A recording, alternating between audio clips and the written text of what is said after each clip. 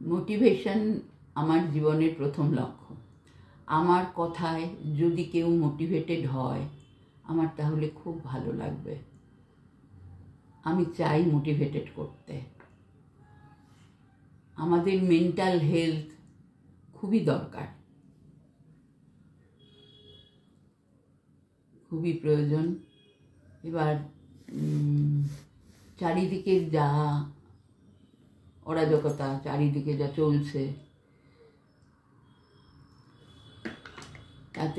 তাতে মনে হয় সব যদি ঠিক মতো চলতো তাহলে অনেক মানুষ ভালো থাকতে পারত।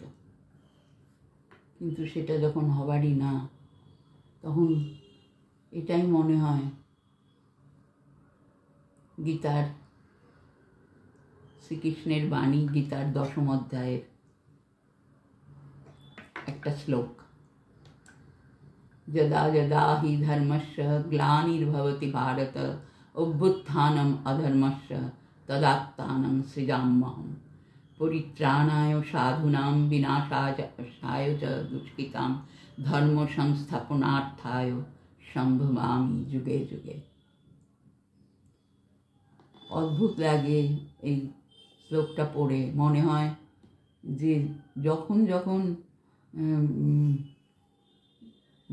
যুগে যুগে মানুষ বিপদে পড়েছে তখন পরিত্রাতা হিসেবে শ্রীকৃষ্ণ অবতীর্ণ হয়েছেন এবং সব ঠিক করে দিয়েছেন। কিন্তু এখন কি আর সেটা হতে পারে? আমরা তাও সবসময় আশা করব যে ভগবান শ্রীকৃষ্ণ কিছু করবেন, অন্তত সব আবার আগের মতো ঠিক হয়ে যাবে। যুগে যুগেই তো কত অন্যায়, কত কিছু হয়ে চলেছে। তার ভেতর থেকেও আমাদের মেন্টাল হেলথ ঠিক রাখতে হবে। এটাই মানুষের বেঁচে থাকার একটা আসল লক্ষ্য।